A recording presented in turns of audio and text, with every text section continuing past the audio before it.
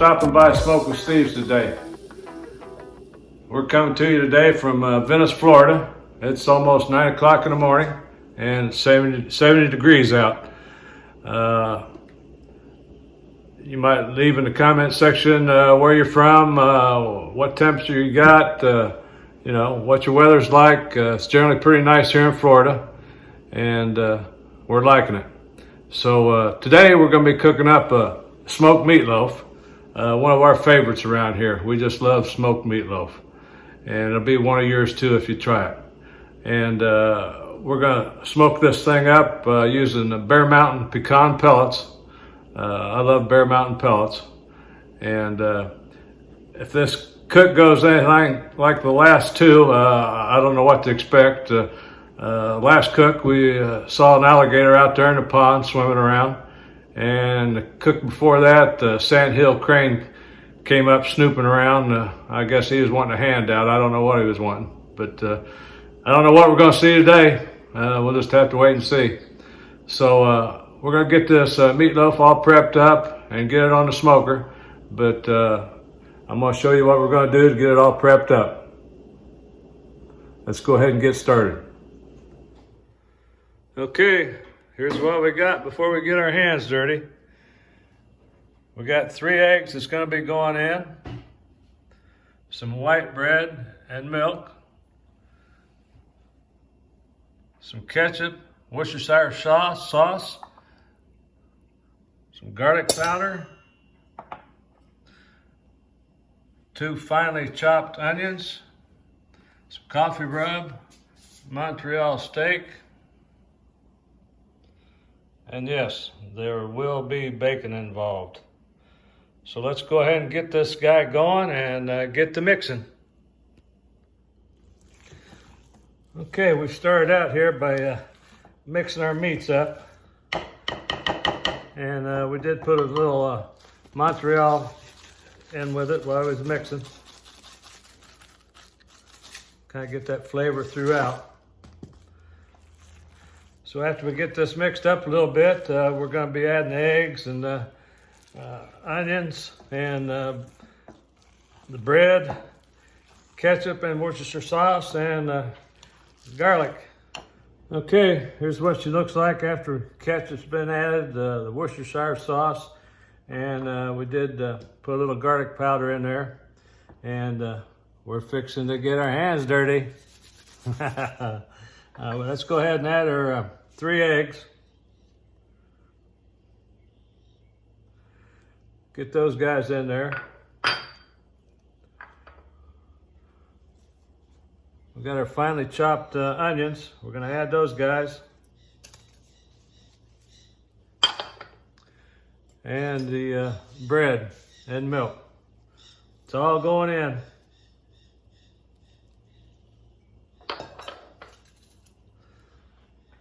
Now comes the messy part. Just get in there, guys. This is about the best way to do it. Get it mixed up.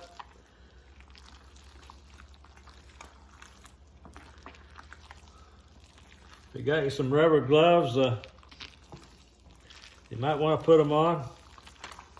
This meat tends to get a little cold. And yes, a little messy.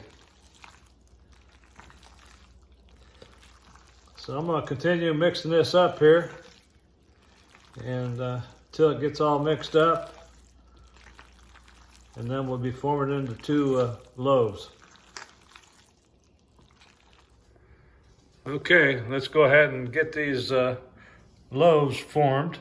This is a lot of meat here, so we want to try and make these loaves both the same size so they cook evenly. They both get done about the same time. So I've kind of divided the bowl here in 2, so we have equal parts, and we'll take one half and make 1 loaf and the other half to make the other loaf. So let's go ahead and get our hands in there and start forming. Okay, we'll get these loaves all formed up. We're going to be cooking on this little mesh mat here, but to get it formed up, I got a little solid mat here that I'm going to form it up, then slide the meatloaf off of that onto the mesh mat. So let's go ahead and dig in here.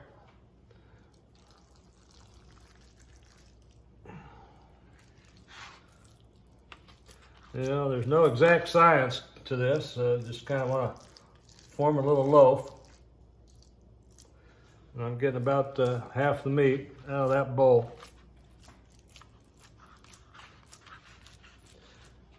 And you don't want to pack it real tight. Just kind of loosely form it.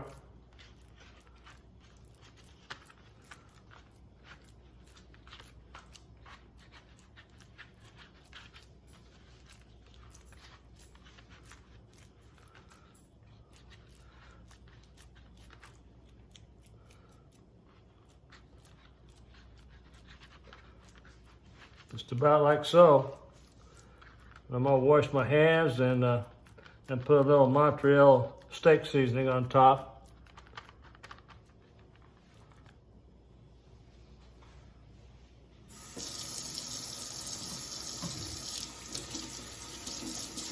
That's pretty good size meatloaf right there, and we're gonna have 2 of those guys, so we're gonna be eating good for a while.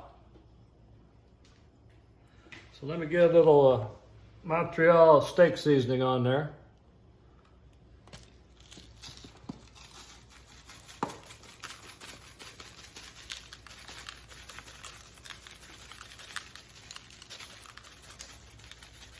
Little salt, little pepper, little garlic.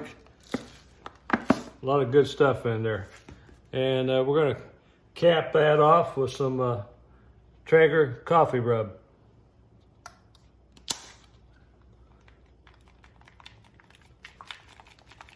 If I can get it to come out.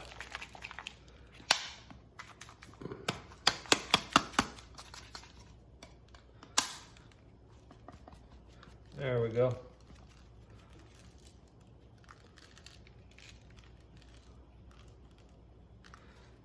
Okay, that's gonna do it for our seasoning on there. Now we're gonna go in with the bacon. Yeah, that's right, bacon. I told you bacon was gonna be involved.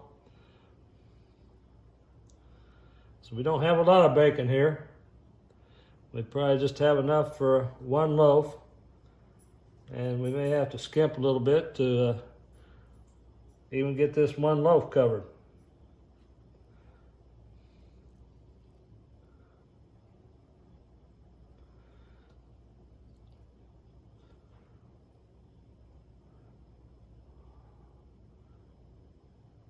Okay, we're just gonna lace it in there the best we can. Don't have a whole lot of bacon, but we'll just kind of make do.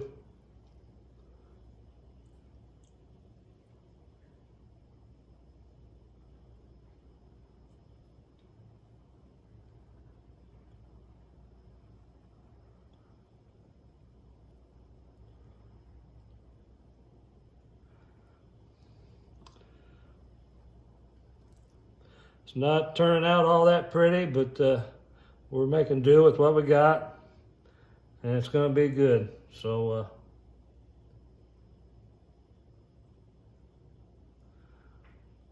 that's what we got on this loaf. So let me get that other loaf formed up, and we're not going to have any bacon for that loaf, but it's going to be good as well. Okay, here they are, all ready to go out on the RecTeq bull. One with the bacon and one without. And we did make a little glaze up here with brown sugar, dry mustard, and some ketchup, and smeared that on. We're gonna let that smoke with that on there, and then we'll be putting that glaze on the top of both of these a little later on in the cook.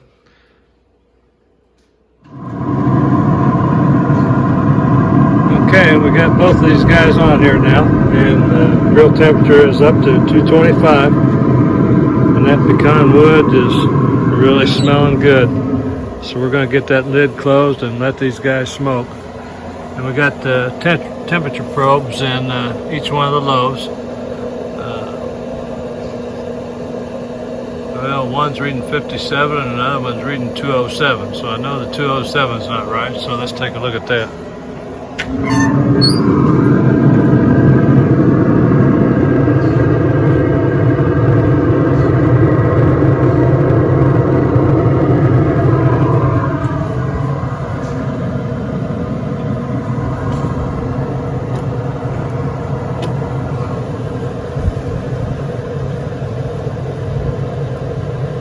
That's more like it. Looks like just wasn't plugged in good here at the controller at port B. So one's 57, the other one's 56. So let's close this lid again, and we'll let these guys smoke and keep an eye on that temperature.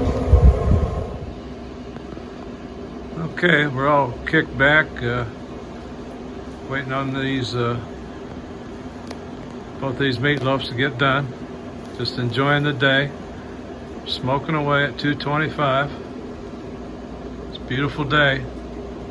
Over here's the RecTeq BullsEye. It's just waiting there for the next cook. But today we're cooking on the bull. And the good thing about the bull, you have Wi-Fi control. You can use your phone or a tablet or whatever you have. You can use Wi-Fi and monitor the temperature. And I can sit back here or go in the house or wherever and raise and lower the temperature of the grill or monitor the temperature of the meats. So right now we're showing Probe A 70 and Probe B 63. So it's a great little feature for the RecTeq Bull. So we're just going to kick back, enjoy our iced coffee, and let her smoke away. Okay guys, just made a small adjustment on the smoker there. I felt like the meatloafs were cooking a little faster than I wanted them to. I'm shooting for eating time around maybe 3:30, and they were cooking a little faster than I wanted them to. So I turned that temperature back on the grill to low, which is about 185 degrees. So we're gonna let them smoke on there a while and monitor the temperature and make any adjustments along the way that we need to.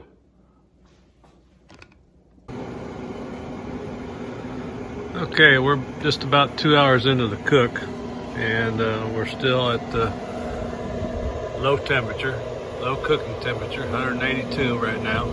And Probe A, one meatloaf was 117 and the other one 110. So let's go ahead and take a peek at these, see what they're looking like. Oh yeah, they're looking good. Look at that baby. Smelling good. They're coming along. So we'll keep an eye on that temperature and the time, and we might be cranking that grill temperature back up to get them done for 3:30. So let's see how it goes. Okay, we got about an hour left on this cook, and I went ahead and put some glaze on the top of this one with the bacon on it. It didn't have any glaze on there yet, so we're going to put a little bit of that on there. We're going to close her back up, let her finish off. They're looking good. Okay, I got those meatloafs sitting right here. Inside here, we just pulled them in, and it looks like we're going to meet our deadline. Looks like we're going to be eating about 3:30.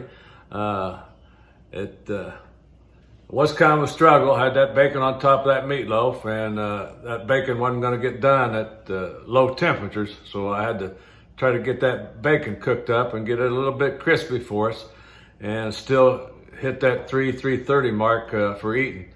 So in order to do that, I had to crank the temperature down.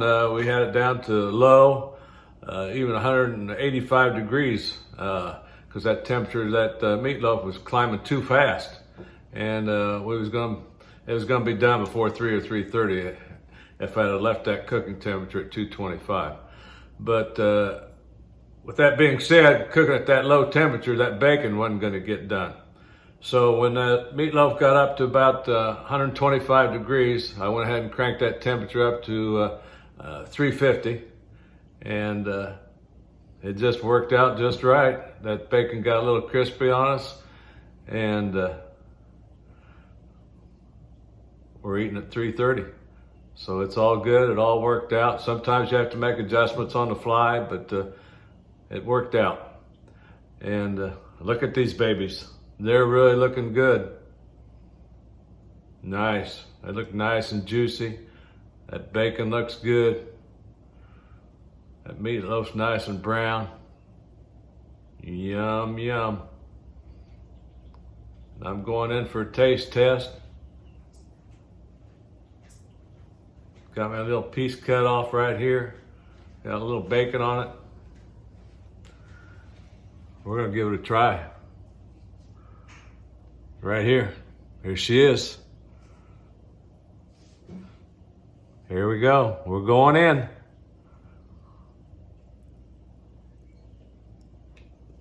Oh. Wow. That's really good.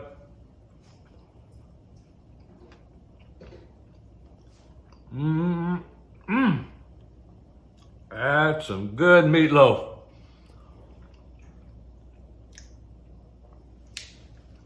I love cooking with these Bear Mountain pellets. That pecan flavor's coming through on that meatloaf, and it's gonna be even better tomorrow. That smoky flavor tends to be a little bit stronger on the leftovers the next day. But it's really good right now, and I'm loving it. Guys, if you've never fixed meatloaf this way, give it a try. You're gonna love it. And if you got another method that you like to use, leave a comment in the comment section and let us know what you do and why you like it and so on and so forth. And maybe I'll fix one up that way the next time. So thanks for watching. Give me a thumbs up. Be sure to subscribe. See you on the next one.